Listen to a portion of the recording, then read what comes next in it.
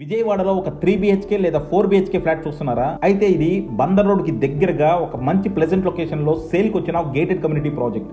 పక్కా వాస్తు, full ఎమ్యూనిటీస్తో చాలా లగ్జరీస్గా నిర్మించారు. So మీరు కనుక ఒక అఫోర్డబుల్ ప్రైసింగ్లో 3 బిహెచ్కే 4 బిహెచ్కే ఫ్లాట్ సొంతం చేసుకుందాం అనుకుంటే ఇంకా ఆలస్యం చేయకుండా కింద డిస్క్రిప్షన్ ఉన్న కాంటాక్ట్ నెంబర్కి వాట్సాప్ కాల్ చేయండి.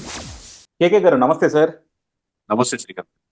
కేకే గారు, లాస్ట్ టైం 2024లో మీరు ఒక పెను సంచలనమే సృష్టించారని చెప్పొచ్చు. జనసేనకి 100% స్ట్రైక్ రేట్ వస్తుందని కానీ, లేకపోతే కూటమి ప్రభుత్వం కంప్లీట్‌గా లైక్ 160 సీట్స్ అలా వస్తాయని. ఆ తర్వాత ఏంటంటే కేకే గారు నెక్స్ట్ ఏ సర్వే చేస్తారు? దేని గురించి మాట్లాడతారన్నది జనాల్లో క్యూరియాసిటీ బాగుంటది. సో దాని పరంగానే మీరు కూడా ఏంటంటే ఇప్పుడు నార్త్ స్టేట్స్ మీద ఫోకస్ చేశారు. హర్యానా గురించి మొన్న మీరు మాట్లాడారు. ఏంటి సార్ హర్యానా, మనకి మహారాష్ట్ర ఈ 2 మాత్రం జనాలంతా కూడా చాలా క్యూరియస్‌గా ఎదురు చూస్తా ఉన్నారు. ఎందుకంటే హర్యానాలో మొన్న ఆల్మోస్ట్ లైక్ ఇద్దరికి క్లోజ్‌గా వచ్చింది. సో ఈసారి హర్యానా ఎవరు గెలవబోతున్నారు? ఎందుకంటే రాహుల్ గాంధీ గారు కూడా తన ప్రతిష్ట పెంచుకుంటున్నారు. మోడీ గారి ప్రతిష్ట మసకబారుతుంది అన్నది జనరల్‌గా మాలాంటి వాళ్ళందరం మాట్లాడుతా ఉన్నాం. అది రేపొద్దున నార్త్ ఎలక్షన్స్ ప్రూవ్ చేయబోతున్నాయి. సో ఈటిలో ఎంత మటుకు నిజం ఉంది? రేపు హర్యానా ఎటు మొగ్గబోతుంది?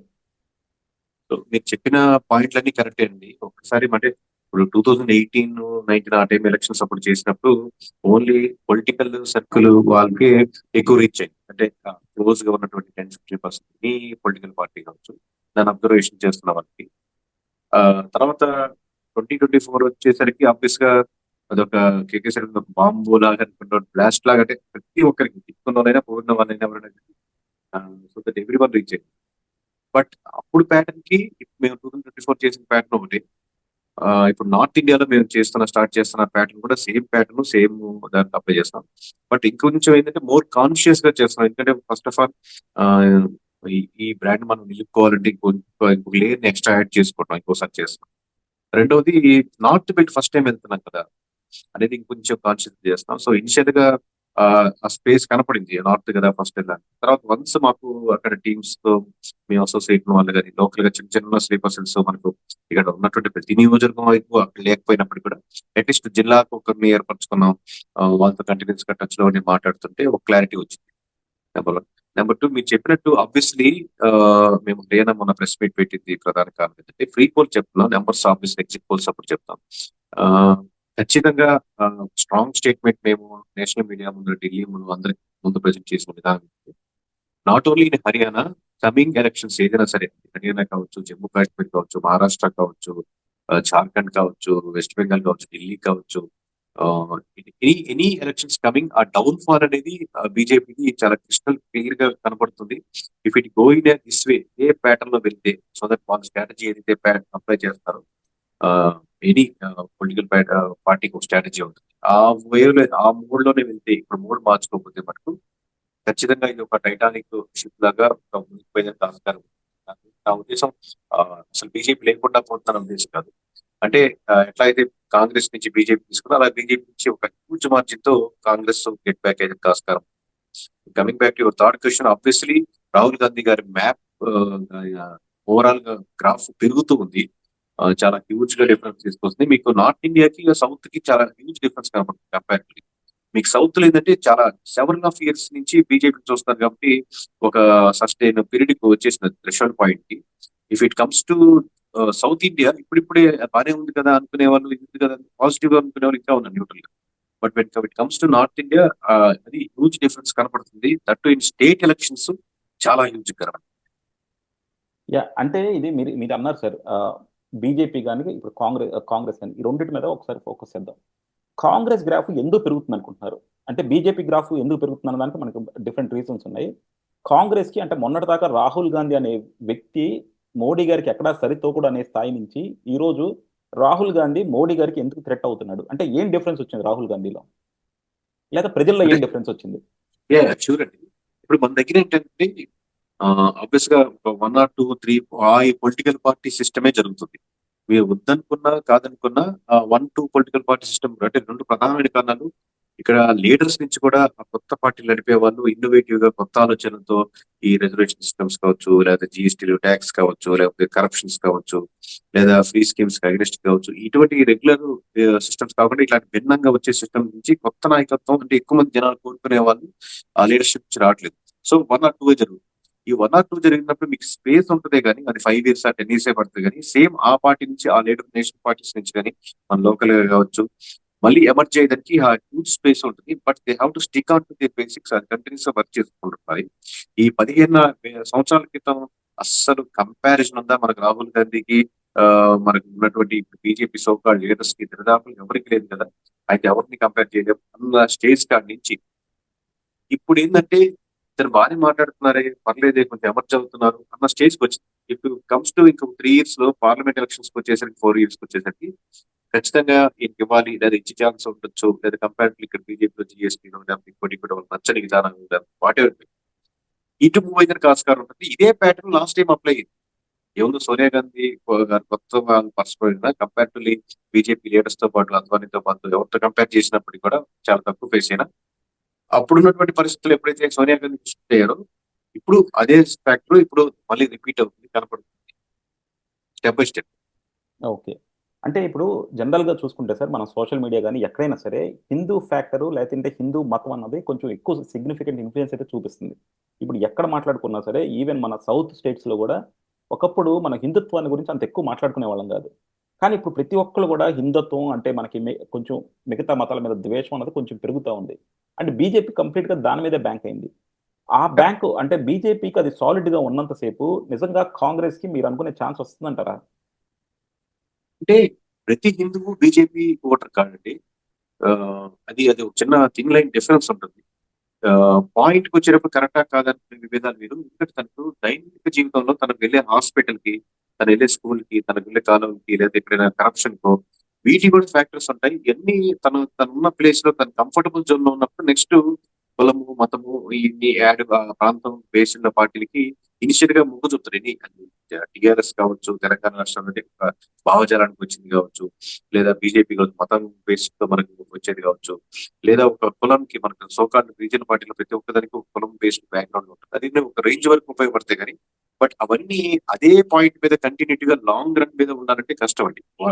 అది ఫ్యామిలీ పరంగా వచ్చినటువంటి కాంగ్రెస్ కి అయినా సరే ఎవరైనా సమ్వేర్ సంభవ్ మీరు అది ఎమర్జ్ అయ్యి బయటకు వచ్చి లాంగ్ రన్ చూపిస్తే కానీ ఎమర్జ్ అవ్వు. ఇవి టెంపరీగా ఒక తీసుకొస్తాయి కానీ లాంగ్ కర్వ్ అనేది వీటి మీద సస్టైన్ అవ్వాలి. సార్ ఇప్పుడు హర్యానా ఎలక్షన్స్ గురించి చూస్తే హర్యానా మీద బీజేపీ ఎందుకు అంత ఫోకస్ పెడుతున్నట్టు కనిపించట్లేదు అనమాట. ఎందుకంటే ఇప్పుడు హర్యానాను మహారాష్ట్ర ఇంకా టైం ఉందనుకోండి ఎలక్షన్స్. కానీ మోడీ గారు విజిట్ చూసుకున్నా ఏమి చూసుకున్నా సరే మహారాష్ట్ర మీద ఫోకస్ చేశారు కానీ హర్యానా మీద ఫోకస్ ఇలా. హర్యానా మీద ఎందుకంటే బీజేపీ ఆల్రెడీ గివప్ ఇచ్చిందని చెప్పొచ్చా? ఎందుకు తేడా వచ్చింది హర్యానాకి? జనరల్ గా బీజేపీ వాళ్ళ కాన్సన్ట్రేషన్ ఫుల్ ప్రెజర్ చేస్తారండి. వాళ్ళు అనుకున్నటువంటి రెస్పాన్స్ అక్కడి నుంచి రావట్లేదు అబ్జర్వ్ చేసింది. సో ఇంకోటి ఏంటంటే మీకు ఆబ్వియస్లీ మాలాంటి వాళ్ళతో ఎవరితో అసోసియేట్ అయి ఉంటారు కాబట్టి మా నుంచి వాళ్ళ ఇంకో నుంచి ఇన్ఫర్మేషన్ తీసుకుంటారు కాబట్టి ఎన్నో ఇంటర్నల్లీ బహిర్గతంగా చెప్పకపోయినప్పటికీ కూడా ఎన్నో they are losing. And whatever నేను చెప్పే ప్రతి స్టేట్మెంట్ ఎవరికైనా షాకింగ్ అనిపించవచ్చు. ఏంటి అన్ని దగ్గర ఓడిపోతారని అంటారు. లేదా ఇంత ముందు చెప్పినట్టు ఇక్కడేమో ఇండియా గెలుస్తుందని చెప్పి వాళ్ళు గంటాపురం చెప్పారు. అప్పుడు వైఎస్ఆర్సీపీకి వాళ్ళు తిట్టినట్టు లేదా ఇప్పుడు ఎవరైనా అగెనిస్ట్ కూడా కాంగ్రెస్ కి తిట్టచ్చు లేదా మా company but they know internally ఇక్కడ వైఎస్ఆర్సీపీ మొన్న ఇంటర్నల్ గా తెలిసి ఉండొచ్చు. లాస్ట్ టైం టీడీపీ తెలిసినట్టు ఈసారి కూడా BJP internally technically follows technically observe the numbers I know few of them. So వాళ్ళకి తెలుసు దే నో క్లారిఫైగా ఏంటంటే వాళ్ళకి ఇవన్నీ ఓడిపోతున్నాం ఖచ్చితంగా it's difficult to come back get back అని వాళ్ళకి ఐడియా ఉంది. But they are giving their best obviously దాంట్లో ఇందాక కూడా ఎవరు అడుగుతారు ఇదేంటంటే పోల్ మేనేజ్మెంట్ లో బీజేపీ చాలా బాగా చేస్తుంది కదా కాంగ్రెస్ చాలా వీక్ కదా కంపేర్ టు బీజేపీ అంటే ఇఫ్ మీకు పాన్స్ కానీ మీరు వెళ్ళే దాని ప్రాసెస్ లో మీకు అడ్వాంటేజ్ గా ఉందనుకోండి మీరు వేసే చిన్న స్టెప్ కూడా మీకు అడ్వాంటేజ్ అవుతుంది. లేదు కంప్లీట్ గా నేను పోల్ మేనేజ్మెంట్ మీదే వర్కౌట్ చేస్తున్నానంటే బ్యాక్ ఫైర్ అవుతుంది. నిజంగా అంత పోల్ మేనేజ్మెంట్ వస్తే మరి ఆంధ్రాలో కూడా గెలవాలిగా. అంటే సౌత్ స్టేట్స్ లో కూడా బీజేపీ అంత హవా చూపించాలిగా. మీరు అన్నట్టు ఏంటంటే పోల్ మేనేజ్మెంట్ అవసరమేనండి. సోషల్ మీడియా కూడా అవసరం చెప్పినట్టు మీరు ఇందాక ఆ పాయింట్ నేను చెప్పడం మర్చిపోయారు. ఇన్స్టాగ్రామ్స్ కానీ లేకపోతే వాటిలో సోషల్ మీడియా చాలా విపరీతంగా ఇంకోటి చేస్తుంటారు. బట్ 10 years బ్యాక్ కూడా మనకు శ్రీరామం జరుపుకునే వాళ్ళం లేకపోతే ఇంకోటి ఊళ్ళలో ప్రతి దగ్గర మనకు ఒక అమూలామూలంగా ఉండేది. మనకు అన్ని చిన్న చిన్న జాతర కానీ పండుగలు కానీ అందరూ గ్యాదరింగ్ చేసేవాళ్ళు. కంపారిటివ్లీ ఇప్పుడు ఇంకా ఊర్లలో సోకాళ్ళు ఇప్పుడు మనం హిందుత్వం గురించి మాట్లాడుతున్నామే కానీ ఎంతమంది మనం ఊర్లలో మన ఊరి సొంత జాతరకి వెళ్తున్నామో తెలియదు కానీ ఒక 10 years బ్యాక్ కంపేర్ దీనికంటే కూడా ప్రతి ఊర్లో ఆ ఆ గ్రామ దేవతకు సంబంధించిన జాతరలో ప్రతి ఒక్కరు పాల్గొనేవారు, అక్క చెల్లెలు అందరూ పిలుచుకునేవారు. కంపారిటివ్ సోషల్ మీడియాలో హై కనపడతాన్ని కంపారిటివ్ ఆ గ్యాదరింగ్స్ ఇంకా తగ్గాయని నా ఉద్దేశం అనుకుంటున్నాను అబ్జర్వేషన్. ఓకే. సరే హర్యానాలో ఇప్పుడు జనరల్‌గా మనం అక్కడ చూసుకుంటే కాంగ్రెసు, బీజేపీ ఇంకో ఎంతో కొంత కొంచెం ఇన్‌ఫ్లూయెన్స్ చేయగలిగింది ఆప్. ఆప్ రోల్ ఎలా ఉండబోతుందంటారు సార్ అక్కడ? ఆప్ యాక్చువల్లీ అదేనండి ఇందాక మేము సోకాల్డ్ 1 ఆర్ 2 పార్టీసే ఉంటారనుకున్న పాయింట్‌కి మళ్ళీ కంబ్యాక్ వస్తే, it started with very well కొత్త హోప్‌తో స్టార్ట్ అయింది. ఇలాంటి వాళ్ళు కదా రాజకీయాలకు రావాలి అన్న హోప్‌తో స్టార్ట్ అయింది. దేశవ్యాప్తంగా ఎక్కడో మనకు మారుమూల ఉన్నటువంటి సౌత్ ఇండియాలో కూడా దాని గురించి డిస్కస్ చేసుకొని ఒక మంచి ఆల్టర్‌నేటివ్ గా ఎమర్జ్ అవుద్దేమో అనుకొచ్చింది. బట్ గోయింగ్ ఫార్వర్డ్ అది రెగ్యులర్ సోకాల్డ్ పొలిటికల్ ప్యాటర్న్ లోకి వెళ్ళిపోయేసరికి ఆల్రెడీ ఆ ప్యాటర్న్ లో తిట్టలేనటువంటి ఈ కాంగ్రెస్ కానీ మనకు బీజేపీ కానీ ఉన్నప్పటికీ ఈ ఆల్టర్నేటివ్ ఈ రెండు మధ్య జరిగిపోతుంది నెంబర్ 1. నెంబర్ 2, ఓకే ఆ ఆల్టర్నేటివ్ కానప్పటికీ కూడా ఆ సోకాల్డ్ పొలిటికల్ పార్టీ ఏ లైన్ లో వెళ్తుందో ఆ లైన్ లో వెళ్ళినప్పటికీ వాళ్ళు స్ట్రాటజికల్ గా రాంగ్ స్టెప్స్ ఏంటంటే మీరు సీట్స్ షేరింగ్ గురించి డిస్కస్ చేస్తారు 1 డేనో 1 వీక్ 10 డేస్ లేదన్నప్పుడు డిలే చేసి బయటకు వచ్చేసి మీరు వెంటనే ఆల్టర్నేటివ్ చూసుకొని వెళ్ళాల్సింది. అది బాగా డిలే చేసేసరికి వాళ్ళేమో 5 సీట్లు ఇస్తా ఉన్నారు, వీళ్ళు 20-30 అడిగారు. సో ఇది ప్రాక్టికల్ వర్కౌట్ అయ్యేసరికి డిలే అయిపోయింది. ఆ లోపల people decided that Congress will be the alternative అని. ఓకే. నెంబర్ 3, మీ రిజిగ్నేషన్స్ ఇవన్నీ కూడా డిలే చేశారు. ఓకే. సో డెఫినిట్‌గా అయితే మీ మీ లెక్క ప్రకారం అయితే హర్యానాలో కాంగ్రెస్ చాలా గట్టిగా రాబోతుందంటారు. 100% ఈస్ట్ వెస్ట్, వెస్ట్ ఈస్ట్. అవునా? ఓకే. యాహ్! మరి ఇది ఢిల్లీ ఎలా ఉండబోతుంది సార్? ఎందుకంటే ఢిల్లీ గూడా కొంచెం ఇంట్రెస్టింగ్‌గా ఉంది గదా! నెక్స్ట్ హర్యానా వదిలేస్తే మనకి ఢిల్లీలో ఎలా ఉండబోతుంది? యాజ్ ఐ సెడ్ నేను ఫస్ట్ స్టేట్మెంట్ స్టిక్ ఆన్ ఏంటండి గోయింగ్ ఫార్వర్డ్ వచ్చే ప్రతి ఎలక్షన్స్ హ్మ్. BJP will lose. ఆబ్వియస్‌గా ఆమ్ ఆద్మీ పార్టీ ఢిల్లీలో బానే ఉంటుంది. But okay. దాంట్లో ఇప్పుడు మళ్ళీ దానికి ఢిల్లీ వరకు ఈ కాంగ్రెస్ సపోర్ట్ తీసుకుంటుందా? ఎందుకంటే ఫ్యూచర్ లో 2029 కావాలి కాబట్టి అక్కడ సీట్ షేరింగ్ ఓకే అనుకుంటుందా? At the same time Aam Aadmi Party కూడా గోయింగ్ ఫార్వర్డ్ 2029 కి చూస్తుంది కాబట్టి అక్కడ యాక్సెప్ట్ చేస్తుందా లేదో తెలియదు. బట్ బీజేపీ అయితే ఇట్ విల్ వెరీ డిఫికల్ట్ అండి. ఓకే. సరే సార్. అంటే మనకి అన్నిటికన్నా చాలా క్రూషియల్ ఏంటంటే Jammu and Kashmir. So, Jammu and కాశ్మీర్‌లో గూడా మనకి ఎలక్షన్స్ జరుగుతా ఉన్నాయి. సో, అక్కడ ఎలా ఉండబోతుంది? ఎందుకంటే ఇప్పుడు జనరల్‌గా జమ్మూ అండ్ కాశ్మీర్ ఏలేదంటే హిందుత్వులందరినీ అప్పుడు మనకేదో ఆర్టికల్ అది చేశారని జెప్పి చాలా అప్రిషియేషన్ అయితే వచ్చింది. సోషల్ మీడియాలో గాని ఏదైనా సరే. లోకల్ వాళ్ళు ఎలా ఫీల్ అవుతున్నారో మనకు తెలీదు. నేనెప్పుడు దేనికి రిలేట్ అంటే చేసుకుంటానంటే లోకల్ అంటే నేను జమ్మూ కాశ్మీర్ చాలా వరకు తిరుగున్నాను సార్. జమ్మూ కాశ్మీర్ యొక్క డేటా గురించి అయితే మామూలుగా ఓవరాల్ గా చాలా విషయాలు తెలుసుకున్నాం. బట్ ఇన్ జనరల్ గా అంటే జమ్మూ కాశ్మీర్ ఆల్రెడీ ఎలక్షన్స్ జరుగుతున్నాయి కాబట్టి దాని మీద ప్రీ పోల్ పెట్టలేదు. ఓన్లీ ఎగ్జిట్ పోల్ డైరెక్ట్ గా పెట్టుకున్నాం. దాని మీద కమెంట్ చేయడం కరెక్ట్ కాదు. బట్ జనరల్ గా అందరు ఎక్కువ మాట్లాడుతుంటే జమ్మూ చాలా బాగుంటుంది, కాశ్మీర్ ఆబ్వియస్ గా ఉంటుంది. బట్ అక్కడ కూడా నెగిటివిటీగా ఉంది. అక్కడ కూడా సో కాల్డ్ మనకు నేషనల్ కాన్ఫరెన్స్ పార్టీకి కానీ వీటి కాంగ్రెస్ మధ్య వచ్చిన అలయన్స్ తో కొద్దిగా ఫేవర్ గానే ఉంటుంది. కాంగ్రెస్ కి ఫెచ్చింగ్ గా ఎక్కువ ఉంటుంది. బట్ ఎగ్జాక్ట్ నెంబర్స్ మనం ఎగ్జిట్ పోల్స్ చెప్తాం. బట్ మీరు ఆర్టికల్ 370 అడిగారు కాబట్టి ఒక చిన్న మనం పీపుల్ అండర్స్టాండింగ్ కి అక్కడ నిజంగా జమ్మూ కాశ్మీర్ లో ఫీల్ అయ్యే వాళ్ళకి చిన్న ఇన్లైన్ డిఫరెన్స్ ఉందండి. ఆర్టికల్ 370 మనం చూసే విధానం ఏంటంటే దీనివల్లే కదా ఎక్కువ మిలిటెంట్స్ కానీ అక్కడ అరాచకం కానీ ఎక్కువ జరిగింది, లేకపోతే ఇక్కడ ఎక్కడ వెళ్ళకపోయారు, ఆ, లేకపోతే అక్కడ మన నేషనల్ ఫ్లాగ్ కూడా ఎగరలేకపోయింది, ఆ, లేకపోతే అంత ఫ్రీగా తిరగలేకపోయారు, అక్కడ పండిట్లు తరివేశారు దీనివల్లే కదా అని ఒక ఈ ఇమేజ్ ఈ పర్స్పెక్ట్ లో చూస్తాం. కరెక్టే, దాంట్లో ఎంతో కొంత నిజం ఉంది, ఆబ్వియస్ గా ఎఫెక్ట్ పడింది. బట్ వాళ్ళు పీపుల్ అంటే జనాలకు వచ్చేసరికి లీడర్స్ వీళ్ళు లీడర్స్ వచ్చే పర్స్పెక్టివ్ వచ్చి ఇప్పుడు మనం ఎట్లాగా ఆంధ్రప్రదేశ్ కి స్పెషల్ కేటగిరీ స్టేటస్ అడుగుతున్నాం. మాకు ఇది ఇవ్వండి ఎందుకంటే పన్నులు రాయితీ వస్తాయి, మాకు అడ్వాంటేజ్ వస్తాయి, సంస్థలు వస్తాయి, లేకపోతే ఇక్కడ చేసిన ఆస్కారం ఉంటుంది. దే ఫీల్ దట్ ఆ స్పెషల్ కేటగిరీ స్టేటస్ పీపుల్ ఉంది అని ఫీల్ అవుతుంది అనమాట మొరలు. అంటే మంది ఇది ఇప్పుడు మనకు అరకు, పాడేరు ఇలాంటి రంపచోడవరం ఇక్కడ ఎక్కడ వాళ్ళు లోకల్ గా ఇది మాది, ఈ ఈ అడవి మాది అని ఇక్కడ మేము దీన్ని సంరక్షించుకుంటున్నాం, ఇది బయట వాళ్ళు వచ్చి దీన్ని కొట్టేసి దీన్ని ఇండస్ట్రియలైజేషన్ చేస్తే ఒప్పుకోము అన్నట్టు ఎట్లా అంటారు. సో సమ్వేర్ వాళ్ళు ఆ సెన్స్ లో చూస్తారు జమ్మూ కాశ్మీర్. నాట్ ఓన్లీ అంటే ఏదో పాకిస్తాన్ సపోర్ట్ చేసే వల్ల చేయడం వల్ల అలా కాదు. ఇది మామూలుగా పీపుల్ తో చాలా మందితో మాట్లాడాక వాళ్ళ ఎసెన్స్ ఎందుకు ఆర్టికల్ 370 మళ్ళీ అంటున్నారంటే ఆ ఇండియాతో సెపరేట్ అవ్వాలని అట్లా కాదు. వాళ్ళకి ఆ స్పెషల్ కేటగిరీ స్టేటస్ మనం ఎలా అడుగుతున్నామో ఆ బెనిఫిట్స్ వస్తాయి అన్నమాట దాంతో పాటు అక్కడ.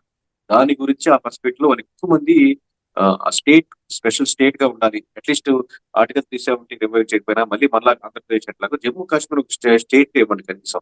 ఆ యూనియన్ టెరిటరీ చేసి మళ్ళీ పూర్తిగా సెంట్రల్ ఆధీనంలో పెట్టుకొని మేము అడుగు వేయాలన్నా తీయాలన్నా ఢిల్లీ నుంచి పర్మిషన్ కావాలి అన్న అన్ని స్టేట్లు ఎలా ఉన్నాయి మా స్టేట్ కూడా అలా చేయండి అనే ఒక రిక్వెస్ట్. అట్లీస్ట్ ఈ సెన్స్ సెకండ్లీ ఇది అడుగుతున్నారు. ఇది డెఫినెట్గా సార్, ఇది నాకు ఇప్పుడు కూడా చాలా డిబేటబుల్ పాయింట్ అనమాట. చాలా మంది ఏంటంటే పక్క స్టేట్ల గురించి వీళ్ళు జడ్జి చేస్తూ ఉంటారు, ఆ స్టేట్లో ఏం కావాలన్నది ఆ ప్రజలకు తెలుస్తూ ఉంటుంది. ఈ రోజు correct sir. Andhra Pradesh special status అడుగుతుంటే పార్లమెంట్లో కూడా కామెంట్ చేశారనమాట. అంటే డిఫెన్స్ మనీ కూడా తీసుకొచ్చి ఆంధ్రప్రదేశ్కి ఇవ్వాలా అని. అది మామూలుగా చూస్తే ఆ ప్రజలను చాలా అవమానించినట్టు ఉంటుంది. బట్ మిగతా స్టేట్స్ కంటే అది ఏదో అవును కదా, ఆంధ్రప్రదేశ్ వాళ్ళు మరీ ఎక్కువ అడుగుతున్నారు కదా అన్న అన్న ఫీలింగ్ కూడా తెస్తూ ఉంటుంది. అంటే అలాగే అందరూ ఇప్పుడు అందరూ అవమానించినట్టు సార్. అంటే మీరు బయట ఢిల్లీని ఎవరినో అంటారు, మన పార్టీలు కూడా అసలు అడగాల్సిన సమయంలో అడగకుండా దాన్ని ఎలా నెట్టుకు వచ్చేసి అయిపోయిన తర్వాత ఇప్పుడు గట్టిగా దాని గురించి మాట్లాడడం ఎంత సమయం ఎంత దూరం అయిపోయిన తర్వాత మన స్కూల్లో నాకు మంచి చేర్పించలేదు అని చెప్పి కాలేజ్కి వచ్చిన తర్వాత అడిగినట్టు ఉంటుంది. అవునవును, డెఫినెట్గా ఇది అంటే నా స్ట్రాంగ్ ఫీలింగ్ ఏంటంటే ఆంధ్రప్రదేశ్ డివిజన్ అప్పుడు ఫస్ట్ నుంచి కూడా ఆంధ్ర నాయకులు అందరూ కూడా ఫెయిల్ అవుతూనే ఉన్నారు. డివిజన్ అవుతున్నప్పుడు ఏం కావాలో అడగలేదు, డివిజన్ వద్దంటున్నారు తప్ప డివిజన్ సరే మీరు ఎట్టకేలకు అయితే కనుక మాకేం కావాలన్నది ఆ రోజు డిమాండ్ చేయలేపారు. ఆ తర్వాత స్పెషల్ స్టేటస్ కూడా మనం తెచ్చుకోవడంలో విఫలం అయ్యాం. సో డెఫినెట్ గా మన కరెక్ట్, వాళ్ళకి 100% నేను చూపిస్తాను. 100% నాకేం లాభం దీనివల్ల డివిజన్ మన పార్టీ లాభం చేయ, కానీ దీనివల్ల ఏం నష్టపోతున్నాము లేదా ఏం కావాలి, కానీ ఇన్ కేసు అది అనివార్యమైనప్పుడు ఖచ్చితంగా ఈ నీట్ తీస్తా అని చెప్పి ఒక కూటమిగా గట్టిగా కట్టలేదు. Yeah, ఇండివిజువల్ బెనిఫిట్స్ అన్ని పార్టీస్ చూసుకుంటున్నారు. yeah. అంటే ఇప్పుడు నేను అడిగే క్వశ్చన్ జనాలు కొంతమంది కాంట్రవర్షియల్ అనుకోవచ్చు కానీ సార్, కానీ నాకు ఎప్పుడు అనిపిస్తూ ఉంటుంది అనమాట, పాకిస్తాన్తో బీజేపీకి కొంచెం ఎక్కువ అసోసియేషన్ ఉందేమో మిగతా పార్టీల కన్నా అనిపిస్తుంది. ఎందుకంటే ఎప్పుడైనా ఎట్లా సరే ఎలక్షన్లు జరుగుతున్నప్పుడు పాకిస్తాన్ నుంచి బీజేపీకి ఫేవర్గా కొన్ని వ్యాఖ్యలు వస్తూ ఉంటాయి అనమాట. ఇప్పుడు కూడా జమ్మూ అండ్ కాశ్మీర్లో మన పాకిస్తాన్ నాయకులు చెప్తా ఉన్నారు, మా ఆలోచన కాంగ్రెస్ వాళ్ళ ఆలోచన ఒకేలా ఉంది జమ్మూ కాశ్మీర్ మీద. అంటే ఇండైరెక్ట్గా ఏంటంటే మేము కాంగ్రెస్ వాళ్ళు ఎలా అయినా బీజేపీ వాళ్ళు ఒక్కలే ఇండియా కోసం పోరాడుతున్నారు అన్నట్టు ఆ సెన్స్లో వాళ్ళు మాట్లాడారు. ఎందుకు ప్రతిసారి ఎలక్షన్స్ అప్పుడు మన పాకిస్తాన్ నుంచి ఇలాంటి స్టేట్మెంట్లు వస్తూ ఉంటాయి సార్? ఎప్పుడు నన్ను అనలైజ్ చేశారు అది? నేను అబ్జర్వ్ చేశాను, అమ్మాయి చేయలేదండి కానీ I observe. But obviously sir, నేను నాట్ ఓన్లీ బీజేపీ, ఇప్పుడు బీజేపీ వాళ్ళు కమెంట్ చేస్తే మీరు ఎప్పుడైనా అబ్జర్వ్ చేస్తే నెహ్రూ గారి నుంచి కమెంట్ చేస్తారు, కానీ మీకు ఇందిరాగాంధీ గారి గురించి కానీ లేకపోతే మనకు రాజీవ్ గాంధీ గురించి కానీ ఎక్కువ టచ్ చేయదు. Because Nehru easy targetable face, people కూడా కన్విన్స్ అవ్వరు. అదే మీకు ఇందిరాగాంధీ గారి మీద అంటే ఒక స్ట్రాంగ్ ఉమెన్ అనే ఒక మీకు జనాలకు పర్స్పెక్టివ్, ఇందిరాగాంధీ మీద ఒక కన్సర్న్ మీద ఒక లేడీ మీద ఎక్కువ టార్గెట్ చేస్తే అది ఎక్కువ. సో ఆబ్వియస్ గా ఎనీ పొలిటికల్ స్టాండ్ పార్టీ ప్రజలు వాళ్ళకు ఉన్నటువంటి అడ్వాంటేజ్ ఏమనుకుంటారు లేదా అవతల పార్టీకి ఉన్న వీక్ పాయింట్ మీద టార్గెట్ చేస్తుంటుంది. ఆబ్వియస్ గా వీళ్ళకున్న మేజర్ బేస్ తో వచ్చింది హిందుత్వం మీద వచ్చింది కాబట్టి అది ఎంతో కొంత అడ్వాంటేజ్ అక్యూములేట్ చేయగలిగే దేశవ్యాప్తంగా హిందుత్వం అనేది. బట్ అది ఒక పరిధి దాటిన తర్వాత అదే రెగ్యులర్ అవుతుంది. సో ఒకసారి మనం వీక్ అయినప్పుడు కూడా మన కోర్ పాయింట్ ని మళ్ళీ టచ్ చేసి అదే కోర్ పాయింట్ మనం టచ్ చేయాల్సి వస్తాం. ఎనీ ఫస్ట్ లో చెప్పినట్టుగా అది కులం బేస్డ్ గా వచ్చినా, మతం బేస్డ్ గా వచ్చినా, ప్రాంతం బేస్డ్ గా వచ్చిన పార్టీ అయినా లేదా ఒక సంఘటిత పొలిటికల్ పార్టీ ఏదైనా మనంతా కలిసిమెలిసి ఉండాలి అని అనుకుంటాం. వాడికి ఏదైతే ఈజీ పాయింట్ ఉంటుందో దాన్ని పిక్ చేసుకుంటాం ఫస్ట్ ఆఫ్ ఆల్. అటిల్ సోర్స్ ఎందుకు మొదలు పెట్టామో పక్కన పెట్టి. యా, డెఫినెట్గా సార్. అంటే కొన్ని అంటారు కదా, తినగా తినగా ఎగుడు కొడతాయి అని చెప్పి. సో ఇలాంటివి కూడా అలాగే చేస్తూ ఉంటాయి. ఇది మనకి మహారాష్ట్ర సార్. ఎందుకంటే మహారాష్ట్ర గురించి ఎందుకు అడుగుతున్నానంటే, మహారాష్ట్రలో బీజేపీ చేసింది ఒక విధంగా చూసుకుంటే మాత్రం డెమోక్రటిక్గా చాలా బ్లండర్ మిస్టేక్. సో ఆ బ్లండర్ మిస్టేక్ చేసుకుని వాళ్ళు జస్టిఫై చేసుకోవడానికి నానా శతవిధాలా ట్రై చేస్తూ ఉన్నారు. సో ఆల్రెడీ మొన్న పార్లమెంట్ ఎలక్షన్స్లో చూసాం, ప్రజలు దాన్ని అంతగా ఆహ్వానించలేదని. రేపు పొద్దున స్టేట్ ఎలక్షన్స్లో లేదు మేము చేసింది ఆ రోజు కరెక్టే అని ప్రూవ్ చేసుకోవాలని చాలా తప్పనైతే బీజేపీ వాళ్ళు పడతా ఉన్నారు. ఈ రోజు గారు చూస్తే మన మోడీ గారు దాన్ని ఆల్రెడీ మల్టిపుల్ టైమ్స్ విజిట్ చేశారు, మల్టిపుల్ ప్రాజెక్ట్స్ కూడా ఇస్తా ఉన్నారు. అండ్ వాళ్ళు చెప్తా ఉన్నారు మహారాష్ట్ర అన్నది మాకు చాలా ఇంపార్టెంట్, ఎందుకంటే అది నేషనల్ జీడీపీలో 10% దాకా ఇస్తుంది కాబట్టి, సో మహారాష్ట్రను మేము కాపాడుకోవాలంటున్నారు. సో మహారాష్ట్ర మీద వాళ్ళు అంత ఎఫర్ట్స్ పెడుతున్నారు. సో మహారాష్ట్రలో ఎలా ఉండబోతుంది సార్ ట్రెండ్? అంటే అది సార్, ఇప్పుడు మనకు క్యాపిటల్ ఢిల్లీ అయినప్పటికీ కూడా మనకు బిజినెస్ క్యాపిటల్ ఎట్లా ముంబై అంటారు, అలాగే మొత్తం రాజకీయాలకి ఒక ఎక్కువ అబ్జర్వ్ చేస్తే కానీ బాలీవుడ్ ఉండడం వల్ల రకరకాల మొత్తానికి దాని మీద అట్రాక్షన్ ఉంది. చెప్పినట్టు కంట్రీ ఇన్కమ్ లో 10% రకరకాల అన్ని రీజన్స్ మీద మహారాష్ట్ర కంపారిటివ్లీ ఢిల్లీ కంటే కూడా హై విజిబిలిటీ ఎక్కువ, అబ్జర్వ్ చేసేది ఎక్కువ ఉంటుంది. అంటే ఖచ్చితంగా గెలవాలి అనుకునే దాంట్లో ఎక్కువ ఉంటుంది. గెలిస్తే మనకు అడ్వాంటేజ్ అనేది యూపీ ఇలాంటివి ఉన్నప్పటికీ కూడా నెంబర్ పరంగా పక్కన పెడితే ఓవరాల్ గా మహారాష్ట్ర ఎక్కువ కాన్సన్ట్రేషన్ ఉంటుంది. విజిబిలిటీ కానీ ఎక్కువ లీడర్స్ పరంగా కావచ్చు, డబ్బు పరంగా కావచ్చు, అన్ని రకాలు. సో ఆబ్వియస్లీ నేను ఇంతకుముందు కోట్ చేస్తుంటే come back to stand on same point నుంచి వచ్చే ప్రతి ఎలక్షన్స్ లో ఓడిపోతుందంటే ఇమీడియట్ గా వచ్చేది నెక్స్ట్ మహారాష్ట్ర కాబట్టి BJP very very very very tough అండి అక్కడికి రావడం. అంటే ఈ ప్యాటర్న్ లో వెళ్తే ఇదే ప్యాటర్న్ వెళ్తే సో ఎక్సెప్షనల్ కేసు ప్రతిదానికి ఉంటుంది కాబట్టి ఇప్పుడున్న పరిస్థితి ఇంకా మనకు నోటిఫికేషన్ కానీ ఏం కానీ ప్రకటించదు కాబట్టి people are ready to vote. Most of them are against to BJP in Maharashtra. అంటే ఇక్కడ మీరు అన్నట్టు ఏంటంటే కంపల్సరీ అగెనిస్ట్ బీజేపీ ఓటేద్దాం అనుకుని ఉంటారు. కాకపోతే అక్కడ మనం చూసుకుంటే కోalition పార్టీస్ కూడా 3 పార్టీస్ కూడా 3 డిఫరెంట్ ప్రిన్సిపల్స్ ఉన్నాయి. అంటే ఎస్పెషల్లీ మనం ఈ బాల్ ఠాకరే గారి పార్టీని పక్కన పెడితే ఇప్పుడు కాంగ్రెస్ కానీ ఎన్సీపీ కానీ వాళ్ళిద్దరూ ఒక ఐడియాలజీ అనుకుందాం. కానీ ఇది బాల్ ఠాకరే వాళ్ళది కంప్లీట్గా డిఫరెంట్ ఐడియాలజీ. సో ఈ 2 డిఫరెంట్ ఐడియాలజీని పీపుల్ యాక్సెప్ట్ చేస్తారంటారు సార్, అంటే వాళ్ళు కోalition గవర్నమెంట్తో వచ్చినా సరే? అంటే ముందుగా వస్తున్నప్పుడు ఇబ్బంది లేదు సార్. ఇప్పుడు మామూలుగా అట్లా ఉంటే మీకు టీడీపీ జనసేన కంప్లీట్ ఇప్పుడు మీకు కోర్ గా చూసుకుంటే ఇప్పుడు కలిసి మీకు గెలిచే కనిపిస్తుంది. కానీ ముందు నుంచి చూసుకుంటే 2 పార్టీల పరంగా కావచ్చు, లేదా కులాల పరంగా కావచ్చు, పీపుల్స్ రిప్రజెంటేషన్స్ కావచ్చు, వాళ్ళ రిప్రజెంటేషన్ చేసే హీరోలు కావచ్చు, ఫస్ట్ నుంచి మామూలుగా విభిన్నమైనటువంటి భావజాలంతో ఉన్నటువంటి నేను అగ్రీ చేయను వ్యక్తులు. సార్, నేను అగ్రీ చేయను. టీడీపీ జనసేన అన్నది ఐడియాలజికల్ గా చూసుకున్నా సరే ఒకటే అనమాట. వీళ్ళందరూ కూడా అయ్యుండొచ్చు. మామూలుగా చూసుకుంటే కమ్యూనిస్ట్ నేను ఇప్పుడు బ్యాక్గ్రౌండ్, మీరు మీరు కమ్యూనిస్ట్ ఇప్పుడు బ్యాక్గ్రౌండ్. చెప్తున్నారు అంటే ఇప్పుడు మనకి ఇప్పుడు లేదండి, ఇది స్టాండ్ మధ్య ఫామ్ అయ్యి చెప్తున్నారు. స్టాండ్ ఫామ్ ఇనిషియల్ గా మీ మామూలుగా చిన్నప్పుడు కూడా మామూలుగా చిరంజీవి ఫ్యాన్స్ కి బాలయ్య ఫ్యాన్స్ మనకి బాగా కన్సర్న్ కదా. సినిమాలు వేరండి, సినిమాలు వేరు, ఇది వేరు. సినిమాలు కాదు ఆహా, పీపుల్ రిప్రజెంట్. ఇప్పుడు ఆబ్వియస్ గా నేను అది ఎందుకు అంటున్నాను ఈ స్టేట్మెంట్ మధ్యలో మధ్యలో రంగా గారు వీళ్ళతో వచ్చిన కుల చిచ్చుగానండి. మామూలుగా చూసుకుంటే వీళ్ళిద్దరు కూడా ఎక్కడి నుంచి వచ్చారండి? అంటే పీపుల్ కి అసలు కమ్యూనిస్ట్ నుంచి పీపుల్ కి వచ్చారు సార్. ఎవరితో ఉండదు, ఉహుం. పీపుల్ కి ఏ వ్యక్తులతో ఉండదు. బట్ మీరు రీజన్ చెప్తున్నారు, రంగా గారి రీజన్ అని, అలాగే ఇంకో రీజనా, బాలయ్య బాబు గారి రీజనా, చిరంజీవి గారి రీజనా, వాట్ ఎవర్ మే బీ, వెంటనే వాళ్ళు మాట్లాడుకునే దానికి ఒక కాలేజీలో, ఒక స్కూల్స్ లో, చిన్న ఎన్విరాన్మెంట్ లో దే హ్యావ్ నేను చిరంజీవి ఫ్యాన్, నేను బాలయ్య బాబు ఫ్యాన్, అరే నాకు విజయవాడ ఇచ్చేసారు, నాకు విజయవాడ ఇచ్చారు అని ఒక 2 విభిన్న ఆప్షన్ గా ఉండేది. నేను ఆ ఎగ్జాంపుల్ అంటే వాళ్ళకి సంబంధించి వైఎస్ఆర్సీపీను బీజేపీ తీసుకుంటా. ఆ 2 భిన్న ధ్రువాలు అవుతాయి అనమాట ఐడియాలజికల్లీ. అంటే మీరు అక్కడ మతాన్ని చెప్తున్నారు, మీరు పెద్ద రేంజ్కి వెళ్ళి ఇప్పుడు క్రిస్టియానిటీ హిందుత్వానికి వెళ్ళి సేమ్ అంతే. నేను కాదంటలేదు, మీరు ఇప్పుడు యాక్సెప్ట్ చేస్తారు. వైఎస్ఆర్సీపీకి ఉన్న ఓట్ బ్యాంకింగ్ కి బీజేపీకి ఉన్న కోర్ బ్యాంక్ మంచి ఎగ్జాంపుల్ ఇది కూడా.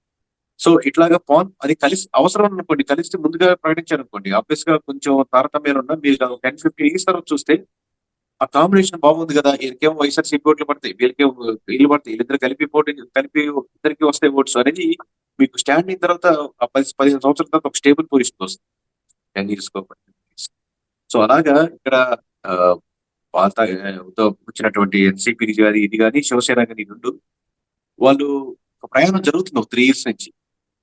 ఇప్పుడు people are ready to accept. ఇప్పుడు ఫస్ట్ టైం కాకపోయింది, ఇంతకుముందు వాళ్ళే ఒక వైరల్ పొజిషన్ లో ఉన్నప్పుడు కూడా, రైవల్ ఉన్నప్పుడు కూడా ఇప్పుడు ready to accept the combination అనమాట. కాబట్టి ఇక్కడ మా సీట్ కావాలి, ఇక్కడ మా సీట్ కావాలని ఏ నియోజకవర్గం కొట్టుకుంటారు.